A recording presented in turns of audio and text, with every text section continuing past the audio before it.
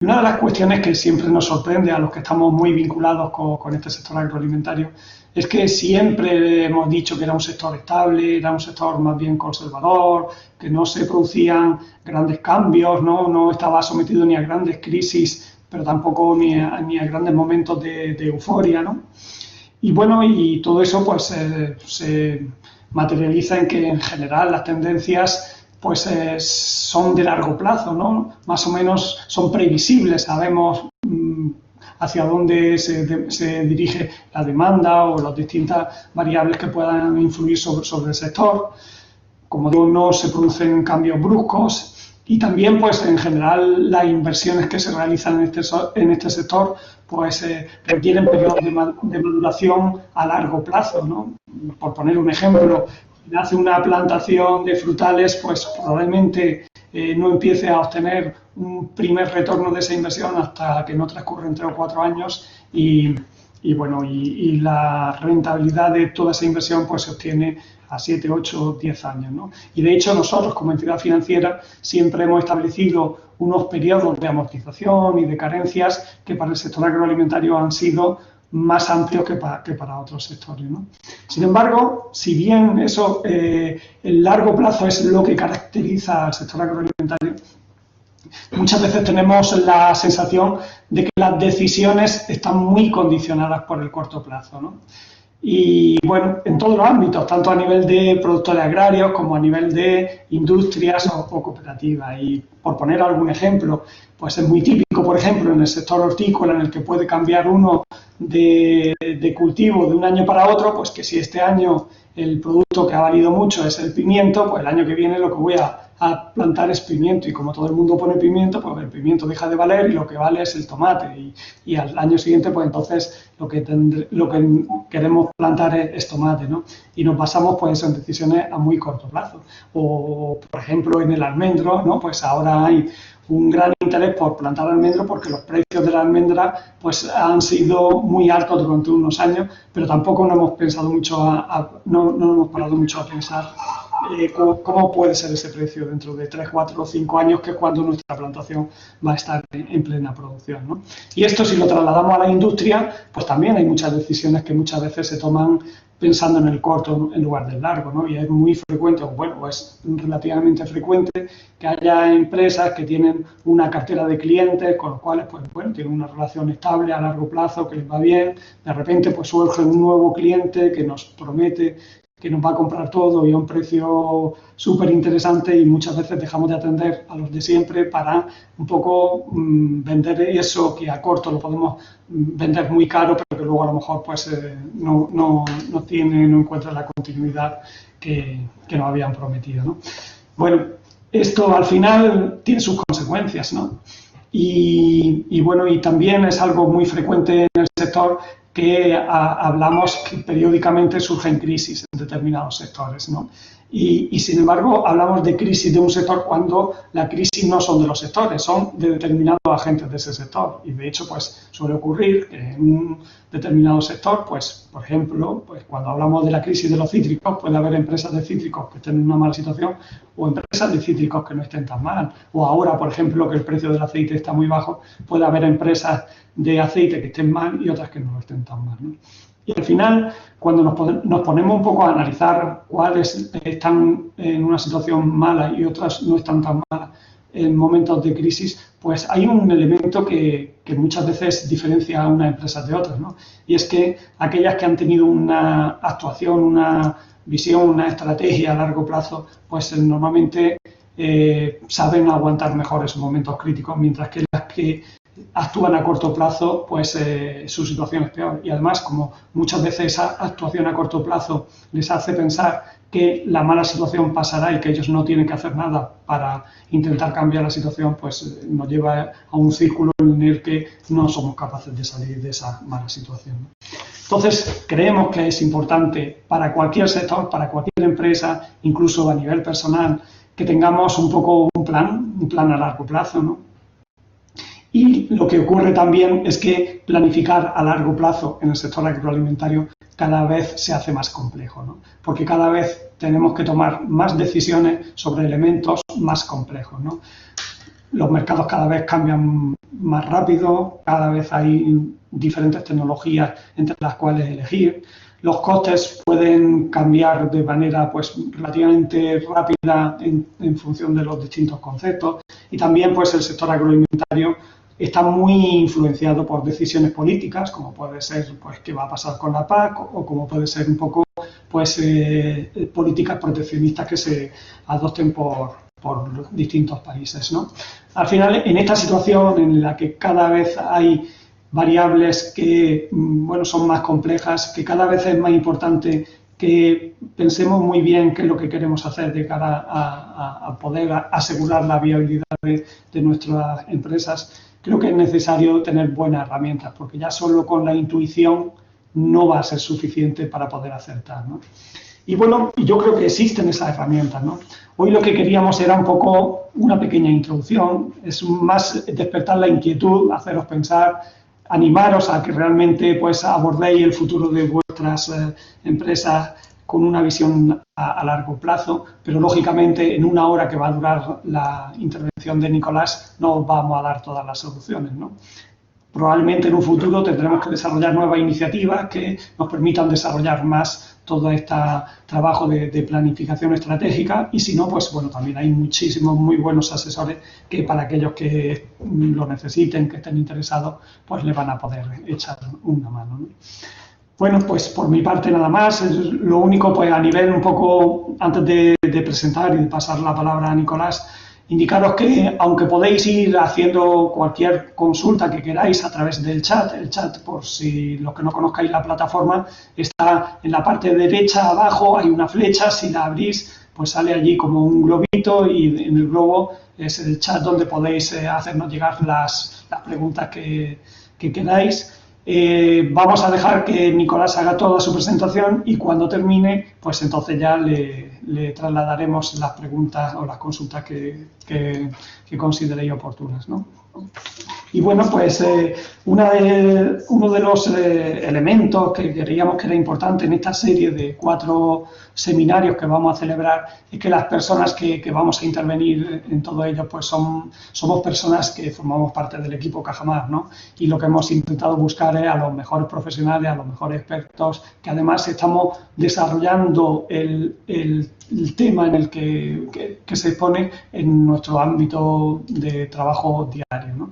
Y hoy, bueno, pues tenemos la suerte de contar con Nicolás Fontanars, que, bueno, él ha trabajado en otras entidades, tiene una amplísima experiencia en planificación estratégica y ahora actualmente pues desempeña el cargo de subdirector de Estrategia y Planificación Comercial de Cajamar y ha tenido un papel muy activo en el desarrollo de todos los planes estratégicos de Cajamar. Así que tanto por su preparación académica, teórica, como por el trabajo que ha desarrollado en Cajamar y en otras entidades anteriormente, pues creemos que estamos ante uno de los mayores expertos o un gran experto, un gran profesional de la planificación estratégica y bueno, pues espero que os guste su intervención.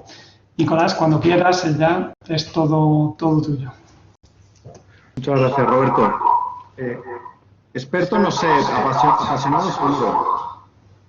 Bueno, las dos cosas. Si uno está apasionado, es experto también. Muy bien. Pues nada, buenas tardes a todos. Gracias por uniros a esta charla. Gracias a Innovación Agro, a Roberto, a su equipo por darme la oportunidad de compartir esa pasión que tengo por la estrategia. Hace ya unos años que profesionalmente parte de mi tiempo se ocupa de temas relacionados con estrategia. Y bueno, la verdad es que aunque uno profesionalmente intenta evolucionar, es verdad que es un tema que me gusta tanto que me resisto a dejarlo, ¿no? Entonces, bueno, pues tengo la suerte de poder seguir involucrado con estos asuntos.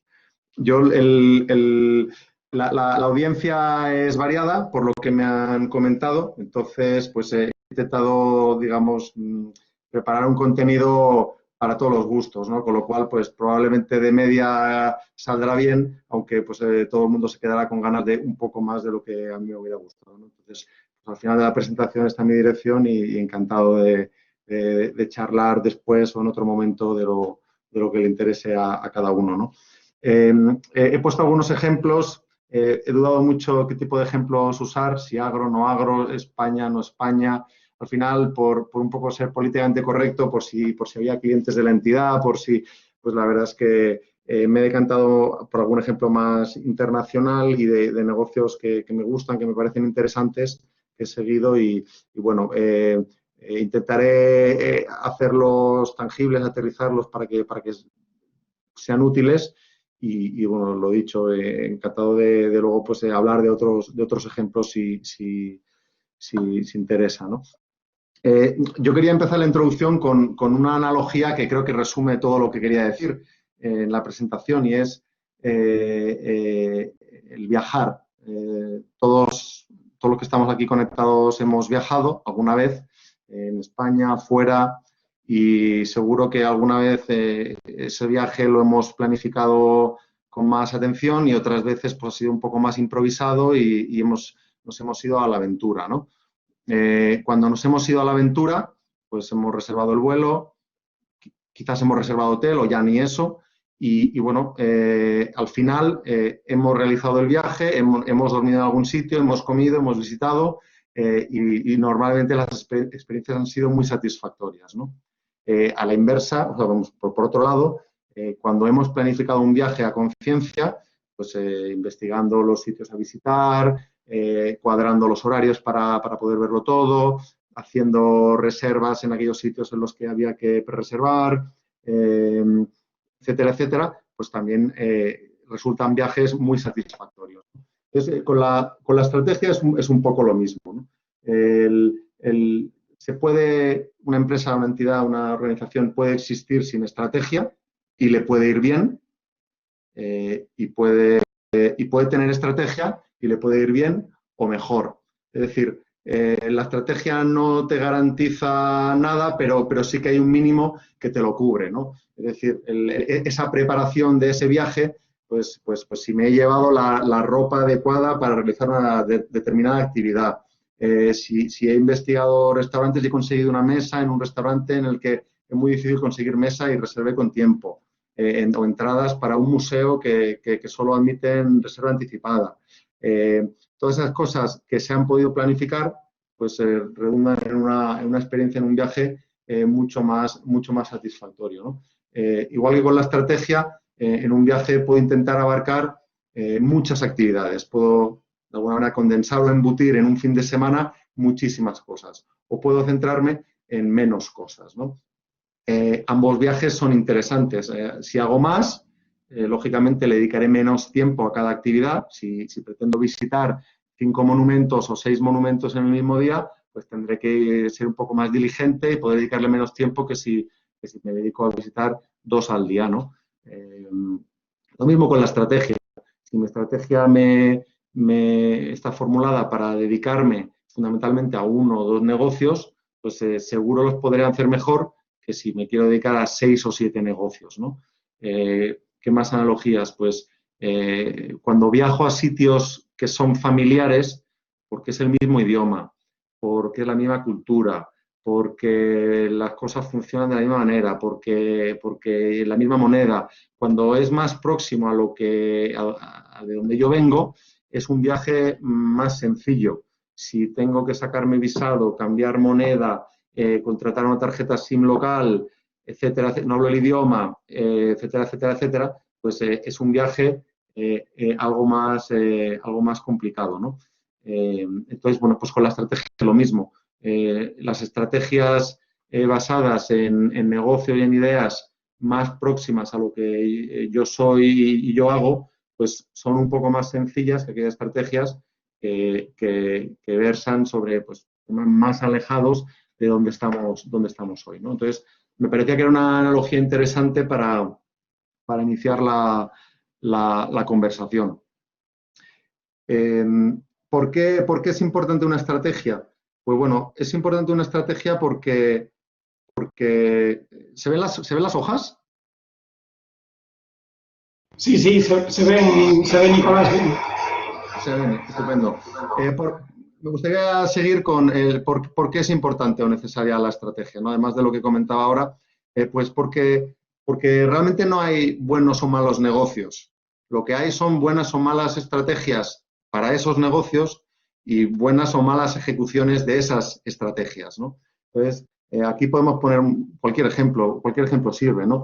A nivel de negocios buenos o malos, pues bueno, hace unos años pues todos pensábamos que la prensa escrita estaba condenada a la extinción y aún siguen y además se han reconvertido y además ahora, pues con los fake news, con las noticias falsas, pues como que parece que viven incluso una segunda juventud, ¿no? O sea que lo de negocio bueno o malo es relativo, ¿no? Las aerolíneas, bueno, y ahora pues, con motivo del COVID, pues se abre un nuevo capítulo, pero las aerolíneas, por ejemplo, es otro negocio que históricamente siempre ha generado mucho debate, si es una industria pues estructuralmente condenada al fracaso y por sobrecapacidad a las pérdidas perennes o si se puede competir y ganar dinero, ¿no? Pues bueno, pues hay compañías que lo hacen mejor y ganan dinero.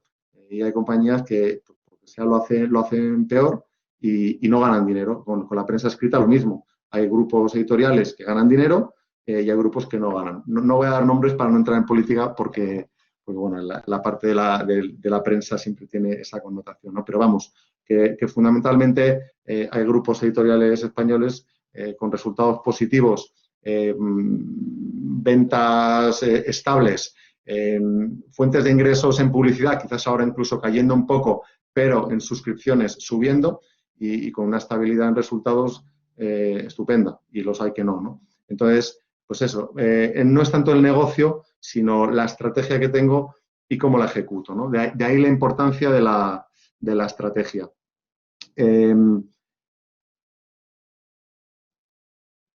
Voy a enseñar unos datos para sustanciar esto. Es un estudio, son unos datos que conozco de una etapa anterior y que me resultan muy reveladores y concretan un poco lo que decía, ¿no? En horizontal lo que veis son lo que sería la clasificación de cualquier industria según su atractivo, ¿no?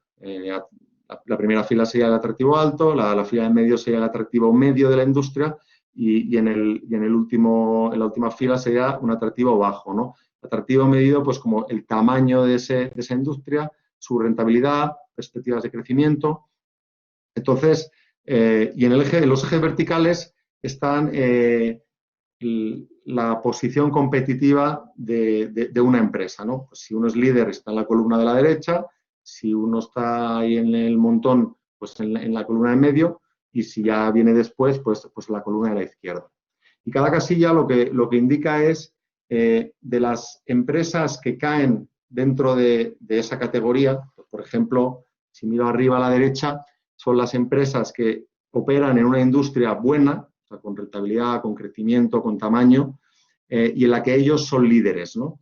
Y el número lo que dice es que de todas las empresas que están ahí, ese porcentaje, pues en el caso de la casilla roja, entre el 35 y el 50% de las empresas líderes en industrias que crecen son lo que el estudio denominaba creadores de valor sostenido o consistente a lo largo del tiempo, ¿no? Es decir, son empresas que durante una serie de años han crecido todos los años y han alcanzado una rentabilidad superior al coste de su capital. Es decir, han generado valor, han crecido y han generado valor, ¿no? Entonces, lo que podéis ver básicamente es que obviamente cuanto más arriba y más a la derecha, mejor el porcentaje, pero lo que podéis ver también es que importa más ser líder en una industria mala, o que no crezca, quiero decir, que es la casilla de abajo a la derecha, el 20 al 30% de las empresas que son líderes en industrias que parecen menos atractivas son empresas que han crecido y han generado resultado por encima de su coste de capital de forma sostenida. En cambio, alguien que esté en una industria muy atractiva, pero que no tenga una posición de liderazgo, sería la casilla superior izquierda, en color gris, es menos probable que pueda ser una compañía que alcance ese tipo de desempeño tan estelar. Es decir, básicamente, en otras palabras, las industrias buenas atraen a muchos competidores. O eres el líder o difícilmente vas a conseguir tener un desempeño interesante. A la inversa, las industrias que son menos atractivas, pues igual porque tienen menos competencia, pues puede dejar un poco de margen para el que quiera arriesgarse y hacerlo bien. Si lo hace bien, pues efectivamente conseguir ese mejor desempeño, ¿no? Entonces, pues eso, lo que decía, esto sustancia que no se trata de la industria, se trata más bien de mi estrategia y de intentar ser líder. La estrategia es para intentar ser líder, ¿no? Este es el estudio de una compañía, pero bueno, voy a poner otro simplemente para que se vea que hay un cierto consenso en determinados foros que se dedican a estrategia y que efectivamente el mejor desempeño, el mejor resultado, gracias a una estrategia, está concentrado en la industria, ¿no? Voy a hablar de la gráfica de arriba, que básicamente lo que hace es ordenar el resultado de muchas empresas, ¿no? Pues las que están más a la izquierda es la línea amarilla, las que están más a la izquierda pues están por debajo del beneficio económico, o sea, del beneficio por encima de su coste de capital. El grueso están sobre la línea, es decir, empatan, y luego, como veis, vuelve a estirarse o a crecer exponencialmente a la derecha del todo, ¿no? Lo que quiere decir esto es que realmente el resultado en una industria se reparte de forma muy desigual. Hay unos pocos que ganan todo, hay muchos que empatan y hay unos pocos que lo pierden todo. Que es lo mismo que decía en la hoja anterior, pero de otra manera, ¿no? Quizás conozcáis el dato que viene un poco a sustanciar esto que comento, ¿no? Pues bueno, como sabéis, Apple, a nivel de cuota de mercado mundial en ventas de terminales, de teléfonos inteligentes, pues se ha movido entre el 15 y el 20%. Los últimos datos que he mirado esta mañana, en 2019, más bien está en una cuota del 20% en terminales.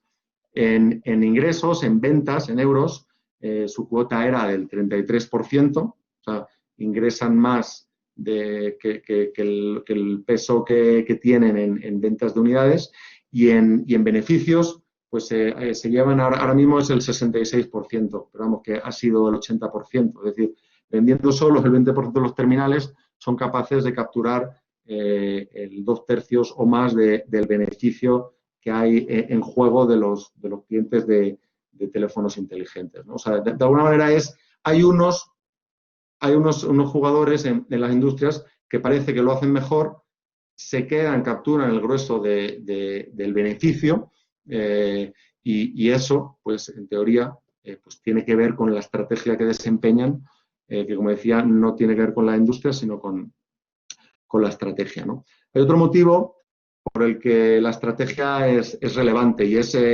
por la escasez de recursos, ¿no? Si tuviéramos recursos ilimitados, pues probablemente todo sería más sencillo, pero realmente tenemos un tiempo productivo limitado. Aquí he marcado 12 horas, pero bueno, no sé si serán 8 o incluso 4 realmente productivas y otras 4 a medias. El tiempo que tenemos es finito a nivel individual. La capacidad de atención que tenemos a la hora de desarrollar nuestro trabajo es limitada. Aquí indico 3 proyectos como medida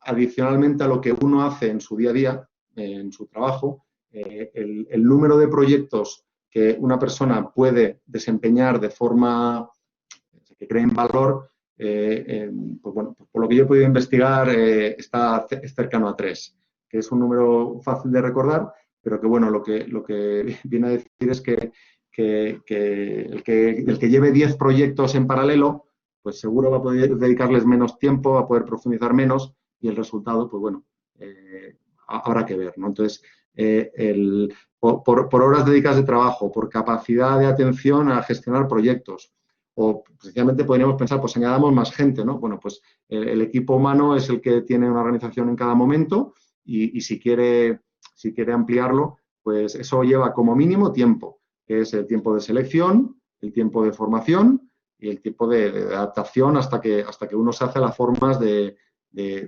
una organización. Y eso, como mínimo, son 12 meses. Entonces, si no tengo tiempo y no puedo dar más proyectos, pero quiero contratar más gente, como mínimo tarda un año. Lo mismo con la capacidad productiva, que bueno, pues como máximo será 100, ¿no? Eso es sobre la capacidad teórica, pues probablemente ronde alrededor del 80% de la capacidad instalada de cualquier proceso productivo, ¿no? Siempre se puede contratar más gente, siempre se puede añadir capacidad, pero bueno, ahí está la restricción de capitales. Tenemos un presupuesto, no podemos pasarnos del presupuesto, pidamos más recursos, vayamos al mercado, pues bueno, resulta que a nivel de endeudamiento, pues difícilmente una empresa puede endeudarse más de 4 veces EBITDA. Y eso es generoso y depende de las industrias y de los momentos de mercado, ¿no? Y bueno, a nivel de deuda, pero a nivel de capital, pues bueno, pues lo que quiera diluir uno su participación en una empresa, ¿no? Es decir, hay escasez de recursos, por eso la estrategia lo que nos tiene que ayudar es a enfocar el tiro en aquellas actividades o negocios donde más nos hunda, ¿no? Normalmente la definición de estrategia, lo que uno suele considerar como estrategia, tiene que ver se asocia mucho a lo más importante, el largo plazo. Yo aquí os quiero proponer una definición, bueno, en esa línea, pero un pelo alternativa, ¿no? La estrategia, más que con lo más importante o con el largo plazo, sobre todo tiene que ver con mi modelo de negocio, ¿no? Con cómo funciona el negocio, fundamentalmente, qué es lo que mueve mi negocio, o sea, dónde genero yo ingresos, qué coste incurro yo, en qué costes incurro para generar esos ingresos y que esa ecuación sea lo más beneficiosa posible, ¿no? Pues generar muchos ingresos más que los demás de forma muy sencilla y muy barata, ¿no? Entonces, la estrategia tiene que ver con esos principios de cómo funciona fundamentalmente mi negocio y qué hacer hoy, no mañana, ni a futuro, ni a largo plazo, sino qué hacer hoy para ir construyendo, manteniendo, desarrollando las ventajas que pueda tener o que necesite para el futuro. Entonces, tiene esa doble componente de ahora y futuro realmente, ¿no? Entonces, bueno, pues lo que decía ahí, fuentes de creación de valor, costes incurridos, la dinámica competitiva. O sea, al final, yo puedo tener un modelo perfectamente definido, puede haber estrategias que no hayan cambiado durante décadas y está bien. O sea, la estrategia no tiene que cambiar cada 2 años, cada 3 años, cada 5 años. Si cambia, suele ser porque hay un cambio de directivos, hay un cambio de consejero delegado, un cambio de presidente del consejo de administración, hay un cambio del dueño y eso motiva un viraje. Pero realmente una estrategia no tiene por qué cambiar tan frecuentemente, a no ser que las dinámicas competitivas o que la regulación o que la tecnología cambien la forma de funcionar, cambien esos principios de cómo funciona el negocio, ¿no? Entonces, en base a eso, realmente una estrategia podría estar cambiando cada 6 meses, porque esos cambios tecnológicos o regulatorios o de competencia se están acelerando, ¿no? Entonces, creo que aquí lo importante es pues bueno, considerar que la estrategia puede ser atemporal y a la vez el marco temporal es muy relevante. Me gustaría profundizar un poco sobre estos aspectos de la estrategia y sobre qué es importante. Aquí he puesto algunas cosas que a lo largo de estos años, pues digamos que he ido observando y es un poco mi interpretación de la estrategia. No es necesariamente mío exclusivo esto, también pues, lo he leído, lo he hablado con gente, o sea, pero vamos, que esto es lo que yo creo que la estrategia tiene que ser, ¿no? Entonces, a mí me gusta pensar en la estrategia como, pues bueno, lo que vamos a hacer. O sea, fundamentalmente es, pues mira, nos vamos a dedicar a esto, ¿no? Pues atender a estos clientes, con estas soluciones, vamos a hacerlo de esta manera, ¿no? O sea, la estrategia un poco, pues es esa guía de viaje que decía antes.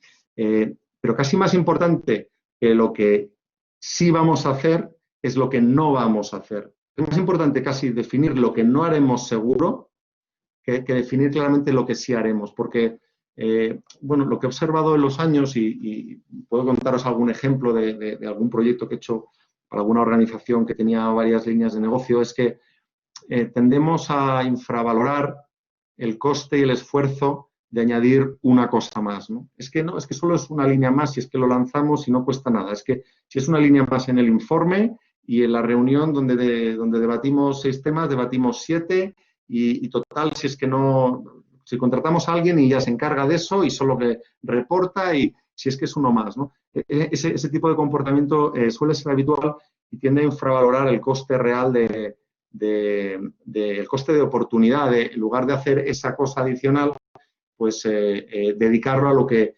sí queríamos hacer y estamos haciendo ahora realmente, ¿no? Entonces, bueno, pues lo que acabo de comentar es un ejemplo real de pues, una línea de negocio que básicamente no generaba beneficio y entonces como no genera beneficio pero tampoco daba pérdidas, pues parecía que aquello no costaba, cuando en realidad pues sí que estaba costando recursos pues a nivel de inversión en tecnología, un equipo humano detrás, etcétera, etcétera. O sea, entonces, yo he llegado a la conclusión de que es más importante definir lo que no haremos. Y eso es muy difícil, porque decirle que no a algo siempre es tentador, ¿no? Y a veces parece más fácil ese euro adicional que está ahí al lado que rascar el siguiente euro adicional en el negocio en el que tengo, en el que ya estoy muy, muy metido y en el que pues rascar un poco más, pues llevo años haciéndolo y cada vez cuesta más. Entonces, parece más fácil, pues mira, abro esta vía por aquí y lanzo esta otra línea de negocio que total no me consume tanto. Eso sí que consume recursos. Entonces, yo creo que es importante, pues eso, casi tener la lista de lo que no vamos a hacer. Y sobre todo, digo ahí, ser consistente a lo largo del tiempo, ¿no? Sobre todo en momentos entre decisiones difíciles. O sea, cuando es fácil el momento de abundancia, cuando el mercado crece, todos los competidores crecen, todo va bien, pues estas decisiones se toman un poco más a la ligera y se ven con unos ojos menos críticos. Pero es cuando realmente hay escasez, hay un entorno complicado como el de ahora, es cuando es más importante que nunca pues ser consistente con esa formulación de lo que sí vamos a hacer y lo que no vamos a hacer. Lo que sí que vamos a hacer y no vamos a hacer tiene que ver con el siguiente punto que comentó ahí, que es el favorecer el foco, ¿no? Menos es más. El foco permite especializarse. La especialización permite alcanzar un grado de conocimiento del negocio que posibilita pues, que el cliente perciba esa especialización, que nos permita pues, tener un precio más elevado porque conocemos mejor, somos más especialistas, tenemos una solución más personalizada. O sea, hay muchas ventajas a la especialización. ¿Qué nos encontramos en el día a día? Pues que en la práctica la especialización es el enemigo de la diversificación. Entonces, la diversificación gusta mucho, pues por eso, pues porque mitiga riesgos, ¿no? Es que estoy 100% enfocado al tomate, o 100% enfocado a los casinos, o 100% enfocado a los viajes en avión, lo que sea, ¿no? Eso, pues en algún momento genera algo de inquietud, pues porque si va bien, somos los que mejor vamos, si va mal, pues va a ir mal. Entonces, uno tiende a intentar diversificar y ahí en la diversificación es cuando corremos el riesgo de hacerlo mal, diluir nuestra posición, diluir nuestra escala, nuestros recursos limitados. Entonces, el foco es el enemigo de la diversificación, la diversificación es el enemigo del foco, pero siendo el hilo argumental de la estrategia es importante, no es un tema de industria, es un tema de estrategia, de tener una estrategia de liderazgo. Para ser líder hay que ser especialista. Es muy complicado ser líder en 8 negocios a la vez. Lo normal, lo más factible es ser líder en algo y alrededor de ese algo ir construyendo pues, otras posiciones inicialmente más incipientes, en negocios más por desarrollar, más incipientes, pero que puedan crecer al amparo de ese gran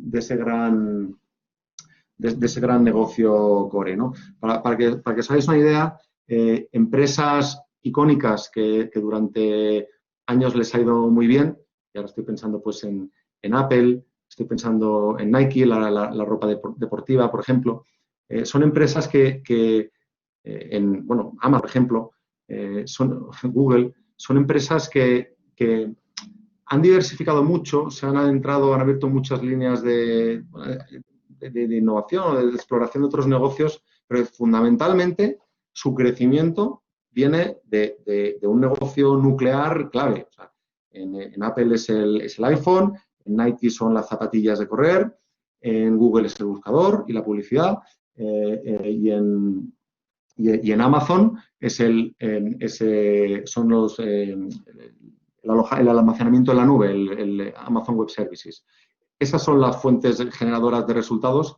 Me atrevería a decir, vamos, por encima del 50%, por encima del 60% del crecimiento que han tenido esas compañías en los últimos 15, 20 años, y redondeo porque cada una, pues en algunas son 15, en otras son 20, en algunas 50, en otras son 60%, pero esos son los órdenes de magnitud. Esas compañías pues, icónicas que durante muchos años han sido modelo de rentabilidad y de crecimiento y de valoración en bolsa, el crecimiento ha venido de ese negocio fundamental sobre el que luego han desarrollado otros negocios, creo que sí, pero bueno, esa especialización, esa o dependencia de una fuente de ingresos es lo que les ha permitido, pues eso, ser mejores, ser diferentes en el mercado, ¿no? Entonces, bueno, la diversificación está bien. Yo soy bastante fan del foco, ¿no? Entonces, obviamente esto no es 100, 0, 0, 100,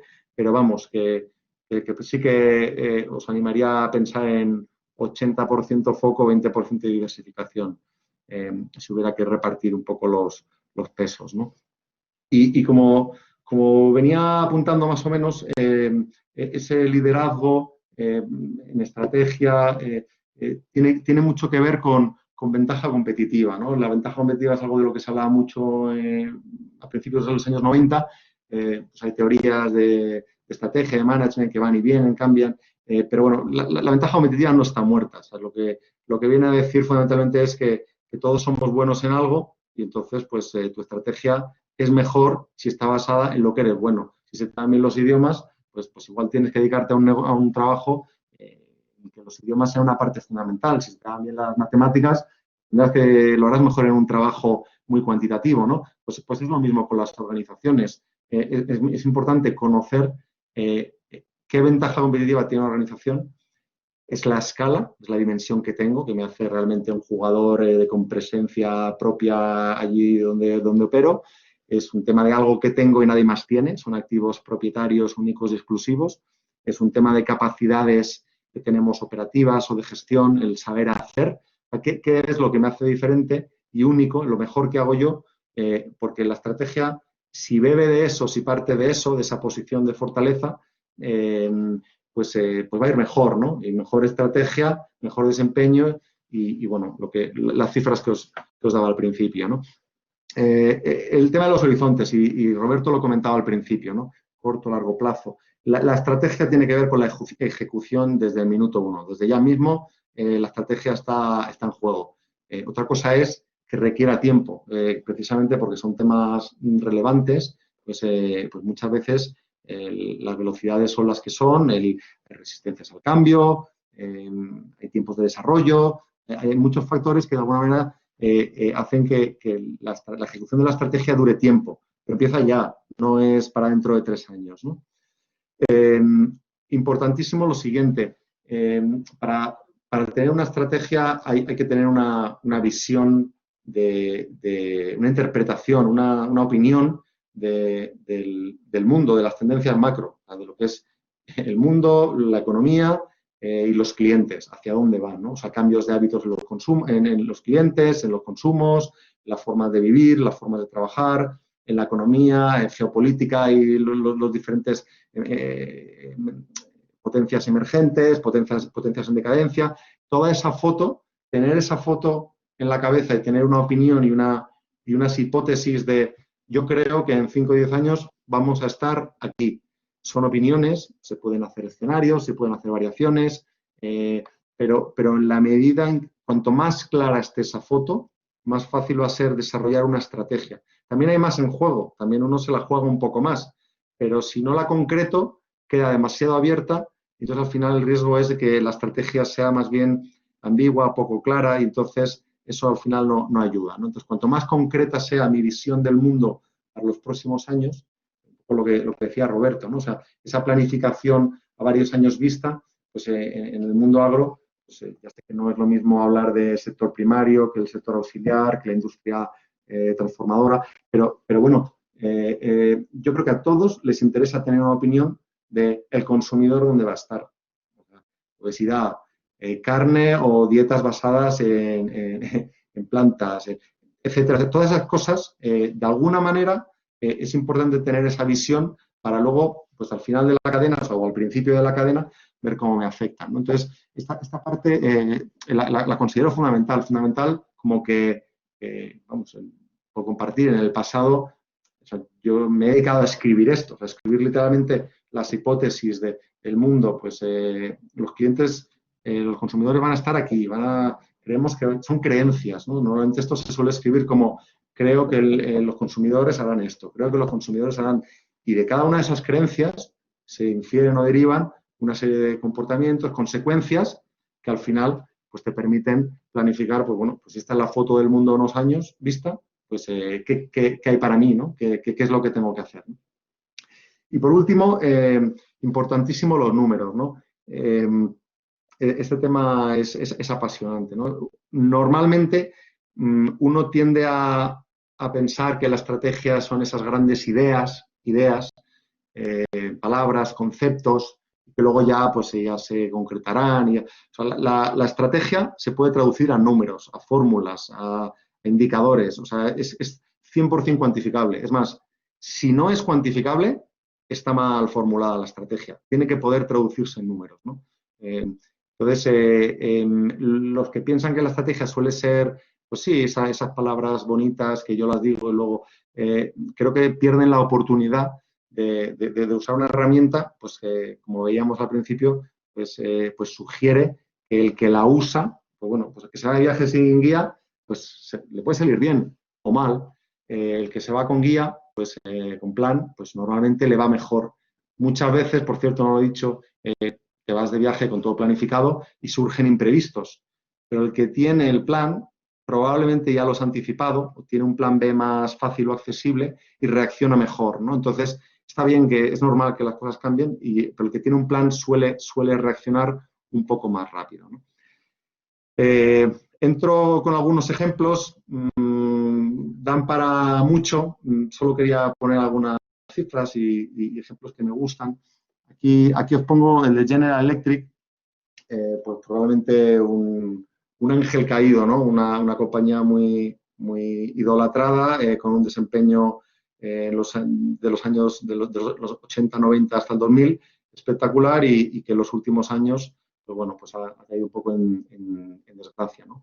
Pero hay algunos aspectos que creo que merece la pena investigar, ¿no? Porque el ejercicio que hizo General Electric en el año 2001, cuando cambiaron de consejero delegado, no era malo. O sea, la definición y ejecución de la estrategia no ha sido mala.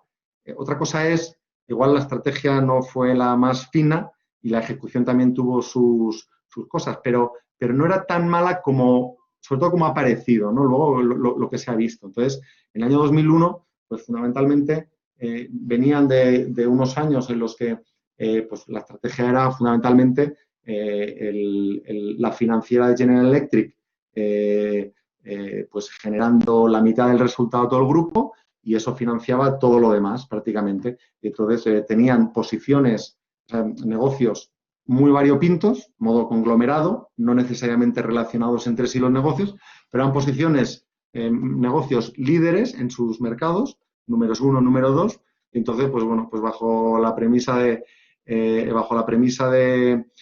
yo tengo la financiación, tengo la capacidad de gestión. General Electric se enorgullecía de tener una escuela de directivos muy potente, que desde el centro corporativo gestionaban mejor que nadie todos esos negocios. Si eran negocios en posiciones número 1, número 2, pues malos serán, ¿no? Pues bueno, pues eso al final pues no ha acabado tan bien, ¿no? ¿Qué pasa en 2001? Pues ya un nuevo consejero delegado y dice, vamos a volver a las raíces industriales del grupo, y lo que queremos ser es una una tienda, un gran almacén para países. Un país que puede necesitar un país en desarrollo o un país desarrollado que quiera actualizarse. ¿Lo que necesitan? Necesitan sanidad, necesitan infraestructuras, necesitan aviación, necesitan energía, una red de plantas energéticas, etcétera, etcétera. Entonces, General Electric iba a estar con todo eso, ¿no?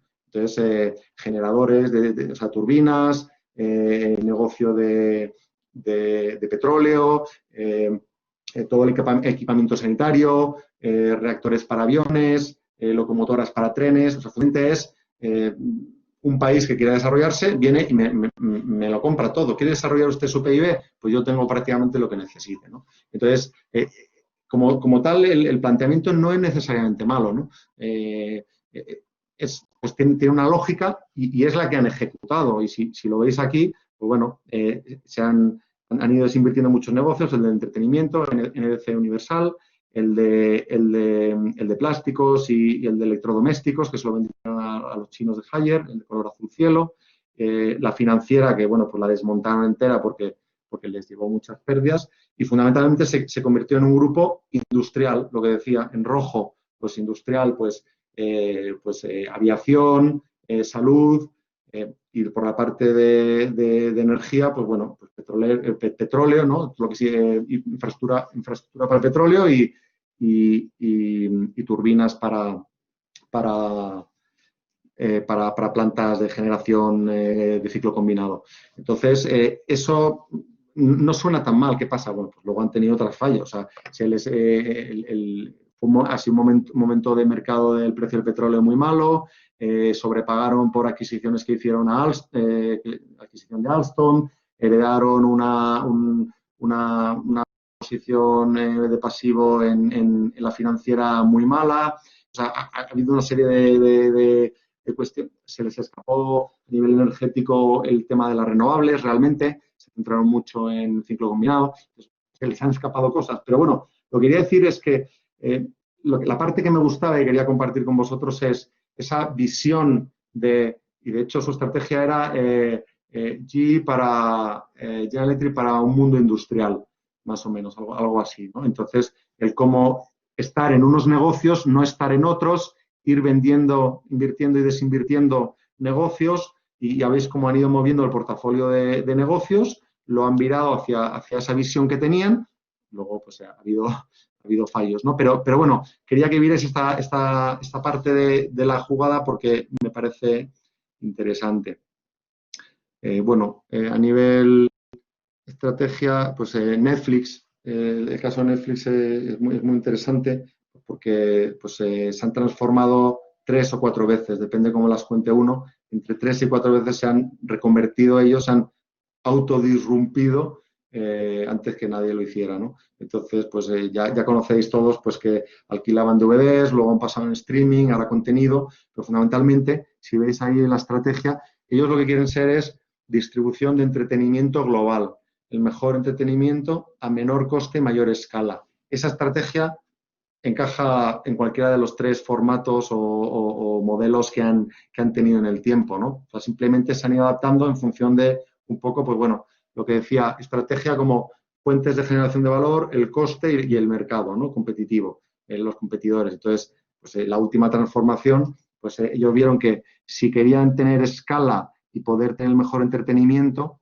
si el mejor entretenimiento se lo compraban a otros y se lo iban a retirar porque esos otros, Disney, Warner, etcétera, quieren distribuirlo ellos, pues sí, lo tendré que hacer yo. Y si además quiero que sea a escala, tengo que hacerlo a lo grande. Por eso pues gastan o invierten, pues eso, del orden de, ya van por 13.000 millones al año, ¿no? Entonces, pues bueno, pero fijaos que la estrategia fundamentalmente, si veis la formulación, no cambia. O sea, simplemente se ha ido adaptando en función de cómo ha cambiado la competencia, cómo han ido cambiando esas fuentes de generación de ingresos y los costes asociados, ¿no? Pues, la competencia ha cambiado, lo que os decía, les retiraba el contenido. En cuanto a costes, cada vez que tenían que renovar el contenido que le compraban a otros, iba subiendo el coste. Entonces, pues claramente ellos veían que eso pues, no iba a ninguna parte y han querido desarrollar su propio contenido, ¿no? Entonces, la estrategia sigue siendo la misma, ¿no? Solo que, bueno, pues ha ido mutando. Os cuento un ejemplo más que me gusta mucho, que es un operador de telefonía, el tercer operador de telefonía móvil en Estados Unidos, T-Mobile de Deutsche Telekom. Bueno, si miráis las cifras abajo, o sea, es un negocio en 2012 perdía 7.000 millones y tenía 33 millones de clientes y perdía 7.000 millones. Y que en 6 años ahora ya gana 3.000 millones, o sea, han conseguido generar 10.000 de diferencia, han multiplicado casi por 3 la base de clientes, ya van por los 90. ¿Y cómo lo han hecho? Pues bueno, lo que han hecho, su estrategia ha sido pues la del no operador de telefonía móvil, ¿no? La de ir contra las reglas, jugar a desafiar los convenios y lo establecido en el mercado, ¿no? Pues el mercado de telefonía americano está muy encorsetado. Uno contrata un plan de telefonía, hay permanencia de 24 meses, no te puedes salir y si te sales el coste es elevadísimo. Tienes el terminal que te dan en el día 1 y hasta que no se acaba el mes de 24 no puedes optar a otro teléfono. Si quieres cambiarte de teléfono durante esos 24 meses, tienes que pagar muchísimo. O sea, compras planes de datos, si no consumes todos los planes de datos, pues se pierden. Es decir, es muy rígido y muy a favor de la operadora, ¿no? ¿Ellos qué han hecho? Pues básicamente se han ido cargando todo eso. O sea, si veis aquí, os he pintado los diferentes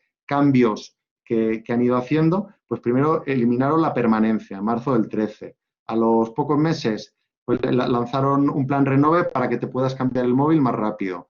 A los pocos meses, llamadas internacionales gratis. A los pocos meses, y así sucesivamente. Entonces, la primera vez cuando dieron el primer paso, pues AT&T y Verizon, sus competidores, pues pensaron, bueno, esto no hay quien lo sostenga. La permanencia tiene una lógica económica, que es garantizarte los ingresos durante un tiempo para cubrir unos costes pues, de subsidio del terminal y de la infraestructura. Entonces, pues bueno, tiene lógica económica y no le dieron credibilidad. ¿Qué han hecho ellos? Pues bueno, pues cada tantos meses han ido sacando novedades. ¿Qué pasa?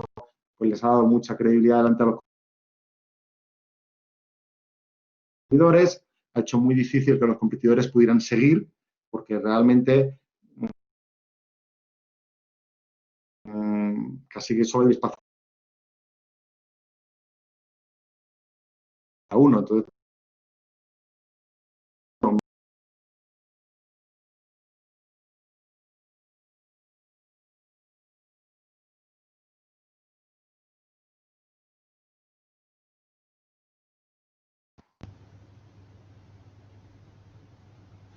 Perdonad, parece que Nicolás se ha quedado sin señal, pero bueno, está reconectando.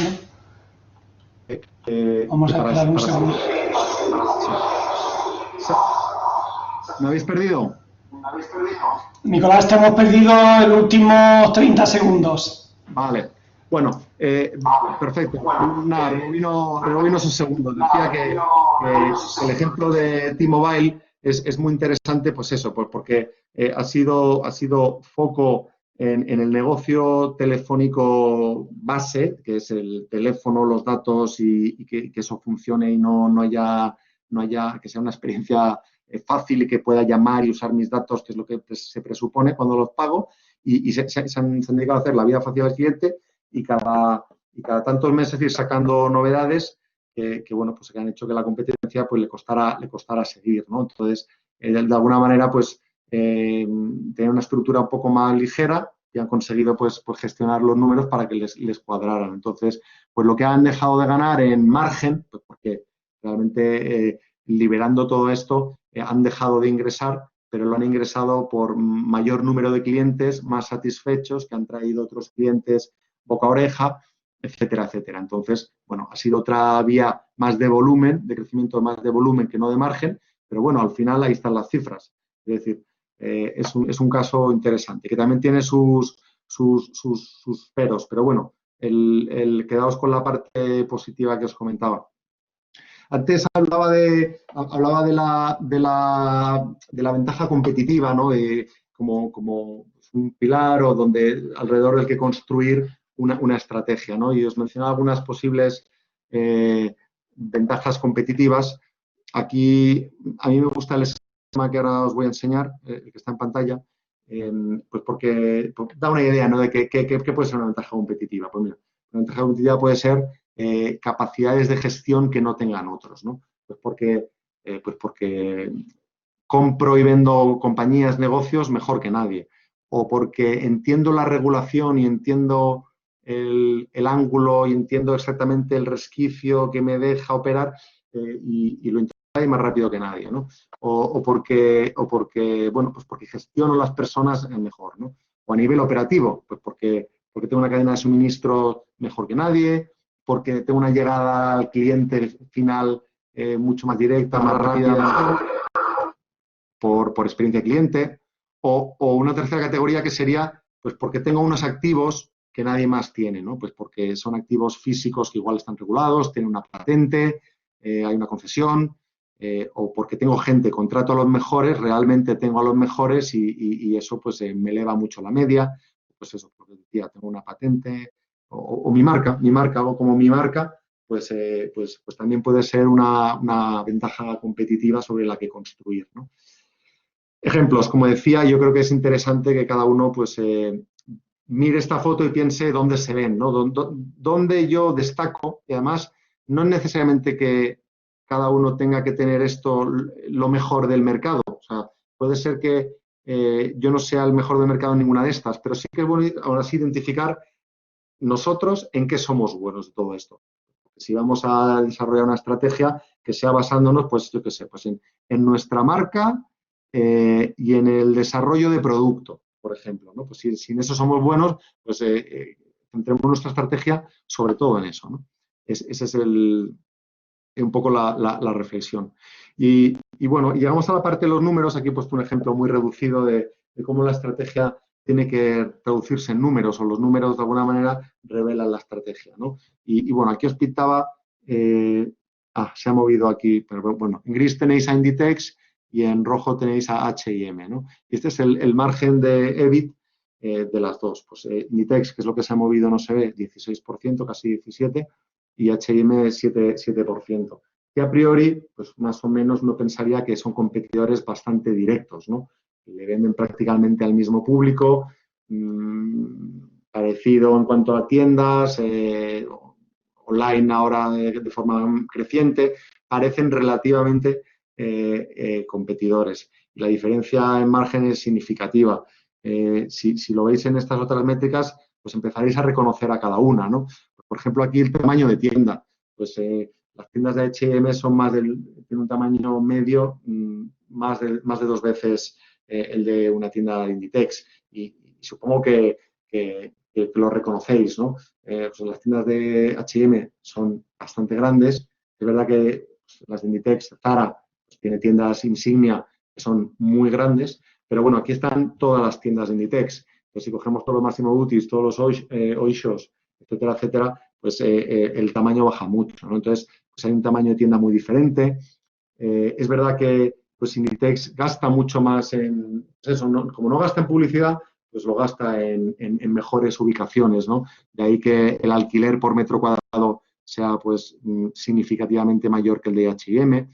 También tienen, aunque ambas se las considera moda rápida, ¿no? Fast fashion, bueno, es verdad que Inditex pues, ha sido pionero en lo de varias colecciones por temporada, cada semana, 2 semanas colección nueva, o sea, la rotación es rapidísima, ¿no? Entonces, pues eso les permite pues, vender más por metro cuadrado, porque es que si cada 2 días tengo colecciones nuevas, pues el cliente que vuelve ya sabe, ya espera que haya colección nueva y me compra más. Entonces, ahí está la explicación, ¿no? Si yo no gasto en publicidad, pero tengo mejores tiendas, no necesariamente las mayores, pero sino las adecuadas, roto mucho, pues bueno, pues aquí veis las diferencias y cómo uno llega a un margen superior al otro, ¿no? Aquí sí que haría un inciso y muchas veces se habla de qué viene antes, estrategia o la organización, estrategia o las finanzas. Realmente, y muchas veces suele ser el tipo de discusión del huevo o la gallina. Yo me voy a mojar y voy a decir que la estrategia viene primero y eso determina o influye en el diseño de la organización, cómo funcionan los procesos, los procedimientos, lo que es el modelo operativo y las finanzas. Una vez tengo una estrategia, las finanzas tienen que reflejar esa estrategia. ¿Por qué a veces se ve como bucle o pues eso, huevo gallina? Pues porque no partimos de cero. Ya tenemos una organización, ya tenemos un modelo operativo, ya tenemos unas finanzas, una cuenta de resultados, un balance con el que partimos. Entonces, eso es lo que influye en la estrategia. Si ahora desarrollo una estrategia nueva, depende de mi organización y mis finanzas. La nueva estrategia, esa estrategia influye en la organización y las finanzas, y así sucesivamente, ¿no? Pero fundamentalmente, si hubiera que partirlo, o por ejemplo, en el caso de una empresa de nueva creación, lo primero empieza es pensando en tu estrategia, o sea, a qué cliente te quieres dirigir y qué le quieres ofrecer. Y luego ya vemos cómo se construye la cuenta de resultados, cómo funcionan las operaciones, que las operaciones den esa cuenta de resultados, pero identificas una necesidad y luego ya pues intentas cuadrar lo otro, ¿no? Entonces, esto es un poco lo que pretendo reflejar aquí de una forma muy, muy resumida, ¿eh? La verdad es que da para mucho más. Me queda poco. Dejadme que comente un poco sobre pues, todas estas reflexiones que son un poco, pues bueno, la estrategia en estado puro, en un estado de equilibrio y neutro, ¿no? Pero los tiempos que corren, pues ahí pica, ¿no? Más volátiles, inciertos, cambiantes, ambiguos, en un mundo en que la tecnología cada vez tiene más peso, ¿no? ¿Qué cabe esperar o cómo cabe conjugarlo con la estrategia? Bueno, ahí os apunto algunas ideas. Eh, la primera es que parece que la forma de competir ha cambiado y todo es diferente y al final realmente lo que ha sucedido es que se está digitalizando y eso permite que todo sea un poco más rápido y con algo más de información, con mucha más información. La forma de competir sigue siendo la misma, que es que hay un cliente que quiere comprar, hay un vendedor y, pues bueno, por ejemplo, nosotros muchas veces comentamos internamente en Cajamar, pues bueno, pues nos llaman fintechs, ¿no? Empresas financieras tecnológicas de nueva creación, digamos, nos ofrecen colaborar con ellos. Ahora se llama fintech, pero vamos, que fundamentalmente viene a ser una relación proveedor-cliente. El conocí para 4 días de pago 5. Relación proveedor-cliente, las que nos pueden dar un servicio que nosotros preferimos no prestar internamente o desarrollar internamente. Entonces, lo único que es diferente es que la empresa es más nueva, ahora se le pone esa etiqueta y está basada más en tecnología, pero vamos, que fundamentalmente es un proveedor externo que nos presta un servicio. Entonces, lo que quería decir con esto es que parece que las formas de relacionarse con clientes entre competidores cambian y simplemente que se han digitalizado. Pues, se aceleran, sí que cambian un poco, pero que vamos, que es que no, los famosos marketplaces pues tampoco son tan diferentes, solo que el formato ha cambiado, ¿no? Lo que sí que es importante es que la estrategia sea un proceso mucho más iterativo. O sea, decíamos, la estrategia empieza ya, tiene que ver con el largo plazo en la medida en que quiero cambiar y me va a llevar tiempo, pero empieza desde ya, ¿no? Y empieza desde ya con esa visión que tengo a largo plazo, que cambio ya y que voy a tardar un tiempo en ejecutar. Eso tiene que refrescarse, actualizarse, cuestionarse de forma más rápida y más frecuente. Igual antes esto se reflexionaba cada vez que cambiaba la dirección o cada 3 años, cuando había un plan de ejecución asociado, y ahora hay que disociar un poco lo que es los planes de ejecución y los presupuestos, que eso tienen sus ciclos anuales normalmente, hay que disociarlo un poco de lo que es la reflexión estratégica y de cuestionarme si, lo que decía al principio, ¿no? Si lo fundamental de mi negocio, esos pilares de dónde creo valor, cuánto me cuesta, la competencia, eso es lo que hay que reflexionar y cuestionar más periódicamente. ¿Que no ha cambiado? Fenomenal. ¿Que ha cambiado? Veo que tengo que ajustar. Entonces, aquí lo importante, decía Roberto, ¿no? Desarrollar esa visión a largo plazo y tal, que de alguna manera, y en el ejemplo de General Electric lo veíais, ¿no? Que da un poco de miedo pintar esa foto a largo plazo porque yo no tengo la bola de cristal y si pinto una foto que no es y lanzo a toda mi organización en una dirección que no es, ¿qué pasa? Bueno, es que no se trata de desarrollarla ahora y meterla en un cajón durante 5 años, sino que de forma trimestral, semestral, vamos, que mensual no, pero trimestral. He conocido casos en los que he trabajado en organizaciones en las que lo hemos revisado trimestralmente. Muchas veces no cambia nada y otras veces de repente sí. Lo importante es tener ese diálogo, ¿no? Y por iterativo, además, y decía disociado de lo que es la presupuestación, los planes de ejecución, todo eso tiene que ver con el pasado, ¿no? O sea, el foco de la discusión tiene que ser muy claro. Los presupuestos, tiene que ver con lo que he hecho en un periodo determinado, ¿no? Los planes de ejecución tienen que ver con lo que hemos conseguido hasta una fecha determinada. Ese proceso iterativo de refrescar, de cuestionar la estrategia constantemente, mira hacia adelante. Esa es la diferencia. Por eso se puede disociar, porque los otros procedimientos, los otros procesos o diálogos de desempeño más ligados a lo operativo y a lo financiero tienen que ver con lo que he conseguido en los últimos meses, en el último periodo, mientras que este proceso más iterativo que os propongo a nivel estratégico tiene que ver con mirando hacia adelante, ¿no? Entonces, bueno, esa es la diferencia que permite disociarlos. Este punto, el que viene ahora, es algo polémico, a mí me encanta. La tecnología no es una ventaja, no es una estrategia. No es una estrategia, la tecnología no es una estrategia per se. Y si es una ventaja competitiva asequible para muy pocos y muy cara y difícil de mantener. Es decir, que yo me quiera dedicar o sea, que mi estrategia sea voy a ser el mejor en tecnología y me voy a diferenciar en tecnología, es muy caro, es muy caro. Tienes que tener una escala y como dice en inglés, pues unos bolsillos muy profundos. Es muy difícil diferenciarte por la tecnología. Y si lo consigues, sostenerlo es complicado. Entonces, yo no lo recomendaría como estrategia ni casi como ventaja competitiva. Lo recomendaría como la tecnología necesaria para hacer lo que me he propuesto a nivel estratégico y a nivel de ventaja. O sea, ¿cuál es la tecnología asociada a lo que quiero hacer? En el caso del agro, pues por ejemplo, pues se habla mucho de drones, de sensores. Bueno, pues igual sí o igual no, o sea, lo necesario. Igual no que tengo que tener siempre los mejores, igual no tengo... O sea, hay que cuestionarse mucho o sea, vamos a ver, no tengo nada con la tecnología, que es muy necesaria, pero sí que quería romper una lanza a favor de todo lo otro o desmitificarlo un poco porque creo, es una opinión, a veces adquiere un protagonismo que nos lleva por un camino en el que es muy difícil ganar, solo unos pocos pueden ganar, ¿no? Y bueno, quien habla de tecnología habla de digitalización o innovación. No son estrategias, la digitalización, en todo caso son capacidades y de nuevo un poco, pues bueno, yo propondría reflexionar en esos temas lo que uno se pueda permitir, ni más ni menos. Otras cosas que están ahora muy de moda, que salen mucho, nuevas formas de trabajar, métodos ágiles, eso en general está muy bien, de forma, digamos, contenida, acotada, controlada.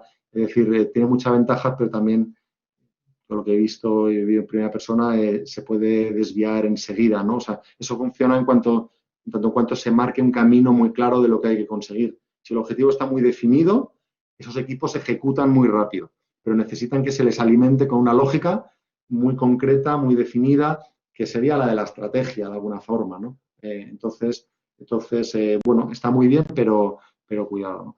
Y bueno, y luego en este modelo bueno, pues de ese entorno tan cambiante, un concepto que bueno, ya conocéis, que es el de que ahora no hay que tener o ser propietario o comprar, se puede colaborar y acceder a ese conocimiento, a esas ventajas, ¿no? Entonces, pues ahora lo veremos en el mundo agro, pues que en España pues está un poco más atomizado, hay explotaciones un poco más pequeñas, pues esto que decía de la tecnología que es costosa, que es complicada, todo lo que se pueda colaborar, pues ayuda de alguna forma a acceder a cosas que si no uno de forma individual sería más difícil acceder, pues bueno, pues colaborando se puede, ¿no?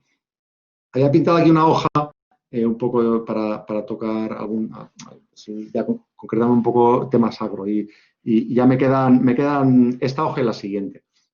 En el sector agro, pues bueno, aquí os he puesto lo que os decía, creo que es muy importante tener esa visión, esa interpretación de hacia dónde va el mundo, la economía, los clientes a varios años, porque eso determina de alguna forma si yo estoy aquí, ¿hacia dónde tengo que ir? Aquí os ponía ejemplos pues, de lo que está sucediendo, ¿no? A nivel de poblacional, sociodemográfico, a nivel geopolítico, a nivel agro, por supuesto, a nivel de nutrición, alimentación, a nivel de la propia industria, ¿no? Pues, con más integración vertical y la propia revolución tecnológica, drones, sensores. De todo eso, el tener una opinión y una foto, pues eso ayuda, ¿no? Lo que decía luego, conocerse a uno mismo y saber cuál es el punto de partida y de alguna manera, pues planificar, ¿no? Pues si el mundo va allí, yo sé de esto y básicamente me quiero dedicar a estos negocios, pues un poco cuál es mi plan, ¿no? ¿Cuál es mi plan? La importancia de la colaboración, pues eso, pues porque los tamaños de las explotaciones son más pequeños que el resto de Europa, entonces, para poder acceder a innovación, a conocimiento, a recursos, el tema de la colaboración es clave. Y bueno, pues en la medida en que se pueda, pues adaptación rápida, ¿no? Adaptación como, pues bueno, pues lo que decía, pues, por ejemplo, pues reflexiones de corte estratégico más periódico, ¿no? Para acabar, pues bueno, pues todo lo que he dicho, opiniones, yo me lo creo al 100%, pero bueno, luego llega gente cualificada y dice estas cosas, ¿no? Que si la cultura realmente se merienda la estrategia, ¿no? Y por mucho que prepares un plan, las formas de hacer, los hábitos, las costumbres de la gente, eso cambia mucho más lento y ya puedes pintar lo que quieras, que si no les convences y no gestionas ese cambio, difícilmente llegarás. Y a otro lado, pues bueno, una cita que me había sugerido Ricardo García, que le parecía adecuada, ¿no? Y me ha gustado hacerle este guiño, pero bueno, que también tiene algo de razón, ¿no? Que todo el mundo tiene un plan hasta que te dan un golpe y de repente ese plan ya no sirve, ¿no? Pero bueno, pero si tenías el plan, es más fácil adaptar un plan que iba sin plan y ahora de repente, ¿dónde estoy? ¿Qué ha pasado? ¿No? Entonces, bueno, yo creo que es mejor tener un plan y adaptarlo que no tenerlo y ir viéndolas venir. Y hasta aquí mi intervención. Preguntas las que queráis. Muchas gracias, Nicolás. Bueno, yo sí, por ahora han enviado 4 preguntas al chat y lo que voy a proponer es que los que plantean las preguntas, pues que te las hagan de palabra en lugar de que yo te las lea, ¿no? Y además, la primera pregunta que te han hecho, pues enlaza perfectamente con la última referencia que has dicho. Así que, bueno, pues Miguel Rami, si estás por ahí y te apetece hacerle la pregunta directamente a Nicolás. Si activas el micrófono.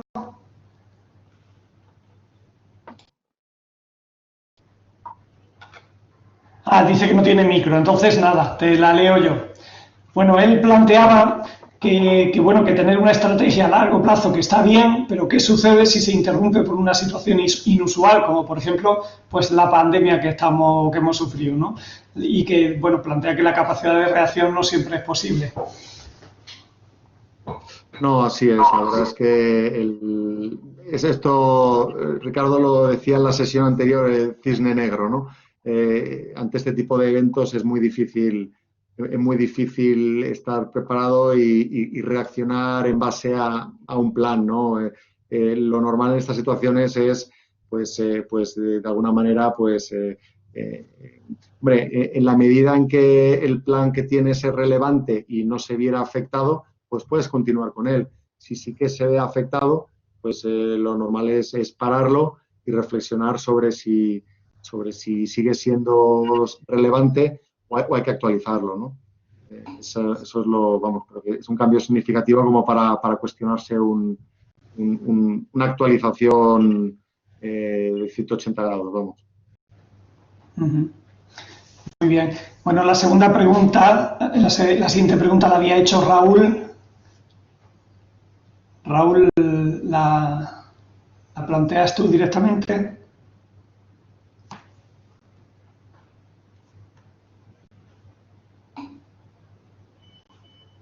Bueno, pues si no, te la leo. Bueno, pues lo lo que planteaba Raúl es que cuando se hace planificación estratégica en la mayor parte de las organizaciones, pues se suele empezar siempre con la famosa metodología DAFO, ¿no?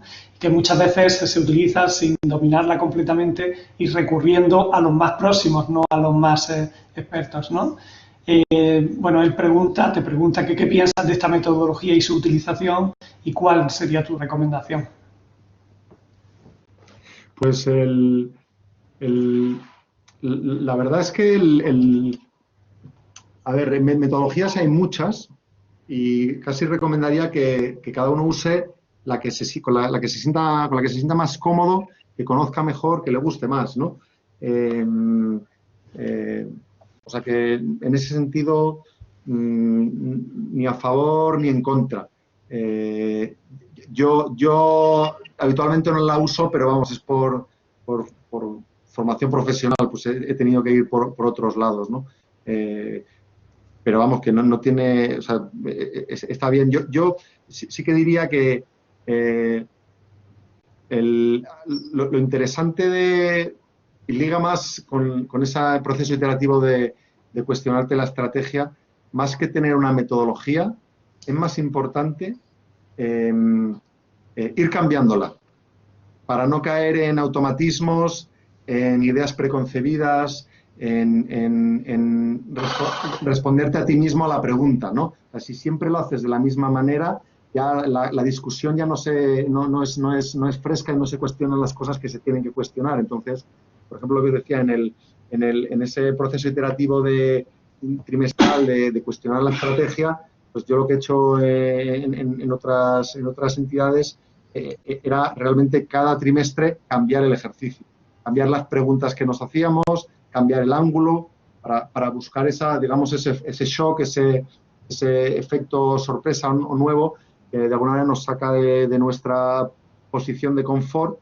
y bueno, y genera una discusión un poco más interesante, porque si no lo que sucede es que hay muchos sesgos comportamentales que nos hacen tender hacia lo que ya sabemos, ya tenemos, que promueven menos cambio. Entonces, esa casi sería más mi recomendación que si DAFO bien o mal. Muy bien, yo creo que él plantea dos cosas, la metodología en sí y luego que no siempre sabemos aplicar la metodología DAFO, ¿no? Que claro. no tenemos con el asesoramiento más experto, ¿no? Sí, es que al final, sí, claro, al final parece, o sea, en la superficie parece algo muy sencillo, pero luego se puede complicar todo lo que uno quiera, ¿no?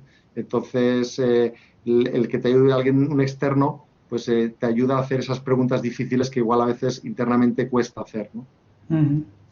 Muy bien. Siguiente pregunta, Luis Miguel. Bueno, Raúl me ha dicho que estaba también fuera de la oficina y que no tenía micro, que por eso no podía intervenir. Luis Miguel me ha pedido que la lea. Entonces, Luis Miguel lo que plantea él es que parece ser que el liderazgo de la empresa sigue la regla de Pareto 20-80, ¿no? Y la pregunta es, ¿la estrategia que se sigue no es la del seguimiento del líder? Es decir, más que tener una estrategia propia es hacer lo que hace el líder. Pues yo ahí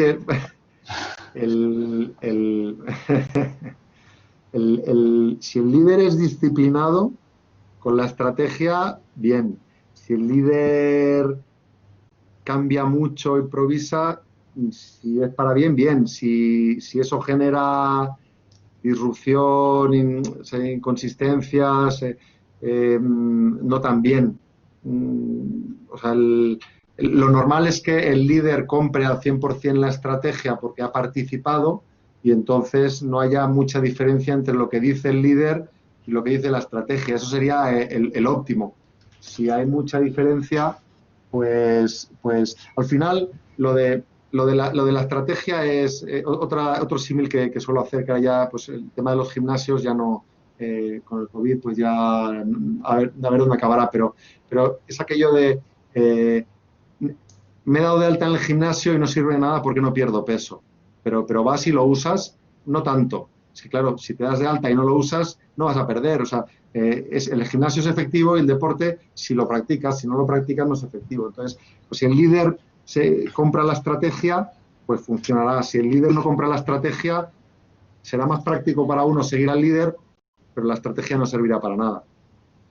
Muy bien, bueno, antes de continuar, os vamos a poner ahora en pantalla una encuesta que os pedimos que nos respondáis. Es un poco pues para conocer qué os ha parecido la sesión y que nos sirva también un poco para mejorar de cara al futuro, ¿no? Pues ahora mismo la ponemos y la pincháis en el número. El 1 es que no os ha gustado nada, el 5 que os ha gustado muchísimo. Así que, bueno, pues cada uno lo que consideréis conveniente. Había otra pregunta de David Uclés, pero bueno, me dice que más o menos la ha respondido cuando has comentado la cita de Tyson, así que, bueno, en principio parece que no quiere intervenir, ¿no? Y bueno, ya la última pregunta, yo quería ver si había más preguntas para que le pudiese responder a Ricardo en la que te voy a hacer ahora, porque esa yo creo que es ya para nota. Dice que cómo ves tú el mundo dentro de 2 años, sin bola de cristal, y en especial para la industria agroalimentaria. Pues la verdad es que es complicado. En los últimos años, sobre todo desde el punto de vista del rol que tenía en Cajamar con la estrategia, pues sí que tenía una foto bien clara del mundo y, vamos, una opinión, aceptado o no, pero ahora mismo la verdad es que no lo tengo tan claro. No lo tengo tan claro. O sea, yo creo que el sector agro, pues son un poco sigo pensando que lo que hemos hablado muchas veces contigo, Roberto, sigue siendo la clave, ¿no? Y lo apuntaba un poco en la presentación. O sea, creo que de alguna manera, pues, de alguna manera nosotros en Cajamar, pues tenemos que intentar ayudar a profesionalizar el sector agro, a ayudar a que se integre más y a ganar dimensión y escala, que eso dé acceso a conocimiento, a más innovación. Esas son las líneas que llevamos. En ese sentido, yo no creo que hayan cambiado. No creo que hayan cambiado significativamente. Lo que sí que puede ser que haya cambiado es igual el comportamiento del consumidor, que no lo tengo tan analizado ahora. Vamos a ver dónde acaba, y eso sí que puede ser un dato clave a incorporar en esa reflexión. ¿No? Si los cambios del consumidor, pues no lo sé, pues si al final el consumo en el hogar va a subir y fuera del hogar va a caer, realmente la proteína y la carne realmente va a caer. Si todo eso ahora parece que ganará eso, pues a ver cómo afecta, ¿no? Pero a priori, las grandes líneas que hemos ido comentando contigo, a mí me parece que siguen siendo válidas, ¿no? De profesionalización, consolidación, integración, colaboración para tener, pues eso, más escala, conectar el conocimiento, favorecer la innovación. Yo creo que esas líneas siguen siendo ciertas. Vale. Mira, vuelve a hacer una pregunta Raúl, que es una pena que no pueda intervenir porque seguro que lo hubiese expresado mucho mejor, pero bueno, plantea que, y bueno, siguiendo con la planificación estratégica, ¿qué piensas de la prospectiva, ¿no? Y cómo aplicar el análisis de escenario de largo plazo? Y si hay algún modelo de referencia. Sí, la metodología o técnica de escenarios a mí me encanta. Funciona muy bien, no es la única, ¿no? Pero vamos, que funciona muy bien. De alguna manera es lo que intentaba expresar con eso de tener una visión, una opinión del mundo de aquí a unos años. Viene a ser pintar un escenario a que se le pueden hacer sensibilidades o no, ¿no? Hay otros ejercicios que están muy bien. Pues, por ejemplo, así ahora bote pronto, pues diría a nivel estratégico, ¿qué pasa si ahora hay un ejercicio que se llama ¿qué pasa si ahora llega una .com y destroza tu negocio y lo deja a cero? O sea, ¿cómo lo levantarías, ¿no? Hay toda una metodología más concreta, pero vamos, que es asumir un peor escenario en el que se te caen las ventas a cero porque ha llegado alguien que lo hace mejor, más rápido, más barato. y que además tú pierdes todos los recursos y dejas de tener exclusividad no sé qué. O sea, como hay alguien que te destroza el negocio, pues ¿cómo lo reconstruirías, ¿no? Por ejemplo, esa es una técnica que es muy interesante, ¿no? Hay más. Si a alguien le interesa, puedo hacer un pequeño listado de técnicas. Lo interesante es ir variándolas, ¿no? Pero vamos, que el ejercicio de escenarios a mí me gusta. Uh-huh. Muy bien. Hay otra pregunta más de Ricardo Sarrión. También nos dice que no tiene micrófono para poder intervenir. Dice que consideras que la tecnología es una ventaja insostenible, pero ¿no crees que si el análisis de inversión que se realiza lleva acompañado una repercusión clara en la mejora de productividad, eficiencia y, por tanto, en incremento de la rentabilidad, merece la pena? Además, ¿qué papel jugará Cajamar en la estrategia de futuro agroalimentario? Son dos preguntas, vamos. Sí, la segunda parte te la voy a dejar a ti, que yo creo que te gusta responderla, ¿no? Bueno, yo voy a hacer ya... Perdona, Nicolás, yo voy a hacer publicidad del seminario dentro de 2 semanas, que es donde un poco expondremos qué papel creemos que jugará el sector agroalimentario, que tendrá el sector agroalimentario en el futuro, cómo lo vemos desde Cajamar y cómo pues queremos apoyar para que el sector sea lo más fuerte posible. Así que esa, bueno, la responderemos dentro de 2 semanas. Sí, muy bien. No, y sobre la primera parte de la pregunta, lo que igual no me he expresado bien. Lo que quería decir, y pongo el ejemplo de la banca, que al final todos los bancos acabaremos teniendo una banca digital suficientemente buena en la que se puedan contratar todos los productos, los clientes se puedan interactuar y hacer toda su operativa, pues que tengan su asesor virtual y todo eso lo acabaremos teniendo todos, porque el mercado nos empuja a ello, los clientes lo que más soliciten, pues eso se priorizará. O sea que de alguna manera lo que es la tecnología necesaria, el estándar, eso lo acabaremos teniendo todo. Entonces nos acabamos igualando. Es un tema de cuándo, no de sí o no. Es un tema de cuándo lo tiene cada competidor, ¿no? Entonces, si uno quiere ser el primero en tener todo eso, tiene que ser el primero siempre. Entonces tiene que ir un paso por delante. Entonces me refería a que es caro siempre, es caro ser el primero en tener la banca móvil, el agregador de cuentas, el chatbot, la inteligencia artificial por detrás, que no sé qué, el ir teniendo el reconocimiento facial en el cajero automático, el ir teniendo toda la tecnología el primero es lo más caro. O sea, o te lo propones y entonces es el que lo adopta el primero. Y como al adoptarlo el primero, siempre hay unos costes superiores, no necesariamente solo económicos.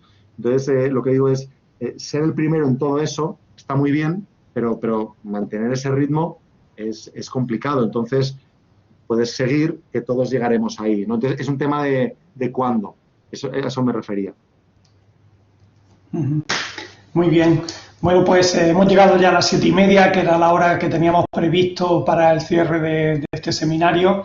Si hay alguna pregunta más que queráis hacer, y si no, pues bueno, agradecerle a Nicolás toda su intervención, tanto la parte de presentación como la respuesta a las preguntas que le habéis ido planteando.